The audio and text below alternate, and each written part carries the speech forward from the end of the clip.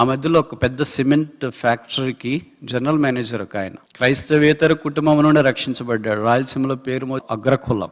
ఒకరోజు వచ్చాడు, బ్రదర్ ఇక్కడి నుండి నేను వేరే ఫారిన్ కంపెనీ ఒకటి ఇండియాలో వచ్చింది, నేను దానికి షిఫ్ట్ కావాలని అనుకున్నాను అని. ఎందుకు షిఫ్ట్ కావాలనుకున్నారు బ్రదర్ అన్న. ఆయన అన్నాడు, బ్రదర్ ఇక్కడ నేను ఇప్పుడు పనిచేసే కంపెనీ కంటే అక్కడ పే ఎక్కువ ఉంది, నంబర్ 1.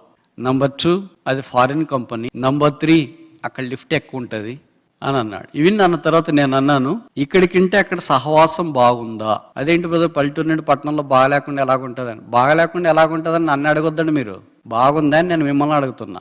అడ్జస్ట్ అవుతాంలేండి బ్రదర్ అని అన్నాడు. నేను ఖచ్చితంగా చెప్పాను, brother I prayed for you, ఇది దేవుని చిత్తంలో లేదు.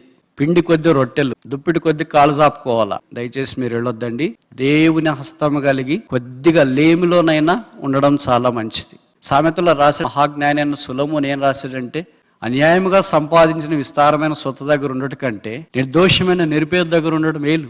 కనుక మీరు వెళ్ళొద్దండి అంటే, లేదు బ్రదర్ తప్పించుకోవడానికి ఏం చెప్తారు, ప్రార్థన చేయండి బ్రదర్. చేసినాం బ్రదర్. వెళ్ళే కంపెనీలో జాయిన్ అయిపోయాడు. మొదట 1 నెల 2 నెలల మంచి జీతాలు వచ్చినాయి. తర్వాత ఏం చేశారంటే, ఆయన క్రైస్తవుడు అని మిగతా వాళ్ళంతా పడని నాన్ క్రిస్టియన్స్ అంతా గ్యాదర్ అయ్యి ఆయన మీద కేసు ఫైల్ చేసి ఆయన మీద విచారణ కొరకు బయట దేశానికి పిలిపించినారు. Imagine the mental stress. No church there to support him. అక్కడి నుండి ఫోన్ చేశారు దేశంలో, బ్రదర్ ఈ రోజు నా మీద వేసిన కంప్లైంట్ కొరకు విచారణకి వెళ్తున్నాను, ప్రార్థన చేయండి. ఎవరు వెళ్ళమన్నారు? వెళ్ళాడు. సరే కంపెనీ ఏం చేసింది, బ్యాలెన్స్ చేసింది. నువ్వు తప్పు. ఆయన అక్కడి నుండి ప్రమోషన్ ఇవ్వకుండా డిమోట్ చేసి ఆయన బయటికి వెళ్లకుండా మిగతా కంపెనీలందరికీ చెప్పేశారు, ఈయన మీద రిమార్క్ వచ్చింది కనుక మీకు తీసుకోవద్దండి అని. ఏ పల్లెటూరులో నుండి అయితే ఈ ఎంఎన్సీకి వెళ్ళాడో ఇప్పుడు ఆ పల్లెటూరుకు రావడానికి విధాలా ట్రై చేస్తున్నాడు. 2 ఏళ్ల నుండి చెప్తున్నాడు, మాకు కూడా ప్రార్థన చేయండి బ్రదర్ అక్కడికి రావాలని.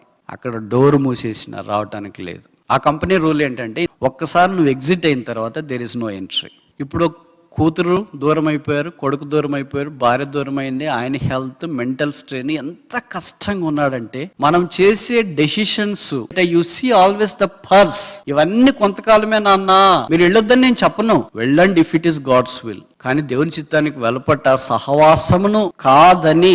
వేరే దగ్గర సహవాసం అంటే మంచిదే, కనుక మీరు ఏదైనా మేజర్ డెసిషన్స్ తీసుకునేటప్పుడు లోకస్తుని చూడొద్దండి. మీరు వాళ్ళని చూసి మోసపోతుంటారు. వాడు అక్కడికి వెళ్ళాడు, ఇంత సంపాదిస్తున్నాడు, ఇట్లా వచ్చింది, హై ప్యాకేజీ, నరకానికి వెళ్తావా? Your council is altogether different. You have a church to pray for you. క్రైస్తవేతరుడు ఒక అనాథని నీకు తెలుసా? He has no family spiritually. You have the biggest God although you are small. ప్రభుని నడిపిస్తుంటే మంచిదే, కానీ ప్రభువు నడిపింపు లేకుండా నీ అంతట నీవే ఏదో పైన పూత చూసి బయటికి అన్ని మెరిసేదంతా బంగారం కాదు.